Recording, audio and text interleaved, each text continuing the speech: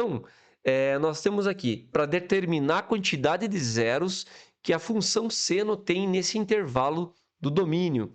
Eu vou começar analisando a função seno na parte positiva do seu domínio, ok? Vou fazer um eixo aqui e vou analisar a função seno. Aqui a gente precisa conhecer pelo menos o primeiro período da função seno para começar a conversar sobre essa questão, porque você sabe que o primeiro período da função termina em 2π, ok? Se eu andar duas voltas no ciclo trigonométrico, eu tenho dois períodos parando lá em 4π, ok? O que eu preciso saber é quantos períodos eu vou evoluir até eu chegar nesse valor aqui, ó, do zero até lá o 111 sobre 2, tá? 111 sobre 2π aqui, beleza? Então, será que tem quantos períodos até chegar aqui? Quantas vezes o 2π cabe nesse intervalo? Para a gente descobrir isso, eu vou decompor o 111π em 110π dividido por 2 e mais 1π sobre 2, ok? Eu sempre busco, pessoal, para esse método, achar o maior número antes do 111 ou do valor que está em cima, que eu consigo dividir por 2, tá? E aí vai dar uma divisão inteira, uma divisão exata ali, para a gente saber quantas voltas deu, quantos períodos completos essa função completou até chegar nesse valor. Então, veja aqui que eu vou conseguir 55π, certo? E mais essa sobra de meio π. Só que você tem que entender que 55π é a mesma coisa que 54π mais 1π. Por que 54π? Por que eu separei dessa forma? Porque isso aqui são 27 vezes que eu vou completar um período, ok? São 27 períodos inteiros completados nesse intervalo que a gente está estudando, mais esse π que eu separei e também mais esse outro restinho aqui que vai me dar π sobre 2. Ou seja, eu tenho 27 voltas, 27 períodos completinhos e mais π somado com π meios. Π somado com π meios vai te dar 3 π meios.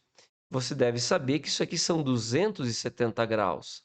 Se você faz 270 graus no teu plano cartesiano, é como se você andasse 180 e mais 90 graus. Isso aqui te dá 270 ou 3 π meios. Quer dizer, então, que eu vou ter 27 períodos até chegar aqui, 27 períodos completos, e mais 270 graus, ou seja, eu vou andar mais uma partezinha aqui, correspondente a essa curva que eu acabei de desenhar, parecidinha com a que eu fiz aqui em cima. Então, conta mais uma raiz aí, galera, porque cada vez que a curva passa pelo eixo X, nós temos, então, uma raiz. Não posso esquecer dessa raiz aqui. Agora, muito importante prestar atenção que no primeiro período dessa função, no primeiro período dela, nós vamos ter aí, então, raízes formando uma progressão aritmética. O primeiro período tem 3 raízes até chegar aqui nos 2π, certo, pessoal? Até chegar aqui nos 2π, temos 3 raízes. Se eu chegar até no segundo período, aqui em 4π, conta quantas raízes tem. 1, 2, 3, 4, 5. Então, veja como está evoluindo a quantidade de raízes. O primeiro período tem 3 raízes, o segundo período tem 5 raízes. Se eu andar mais um período aqui, eu vou contar 1, 2, 3, 4, 5, 6, 7 raízes. Isso está formando uma PA. Eu quero saber quantas raízes eu vou ter lá no 27º termo, na 27ª vez que essa função trigonométrica completar um período. Então, isso é um probleminha de progressão aritmética que a gente vai resolver com a fórmula do termo geral. Eu só vou apagar aqui para a gente deixar mais limpa a tela e conseguir calcular esse valor aí. Então, até chegar lá no A27, até chegar aqui, certo? Até nesse ponto aqui, lembrando que isso que eu desenhei a mais é os 270 graus que sobraram, né? Sobraram de onde? De π mais π sobre 2, que dá 3π sobre 2 radianos, igual a 270 graus. Então, o A27 vai ser o primeiro termo mais 26 razões. Fórmula do termo geral da PA, ok? Então, o A27 vai ser 3 mais 26 vezes 2. Repare que a razão da PA é 2. Então, quer dizer que o A27 vai me dar 26 vezes 2, 52, mais 3, 55 raízes até chegar aqui. Até chegar no 110π sobre 2, você tem 55 raízes. E mais aquela que sobrou, né? Lembra que eu falei dessa daqui, que era referente ao resto desses 270 graus.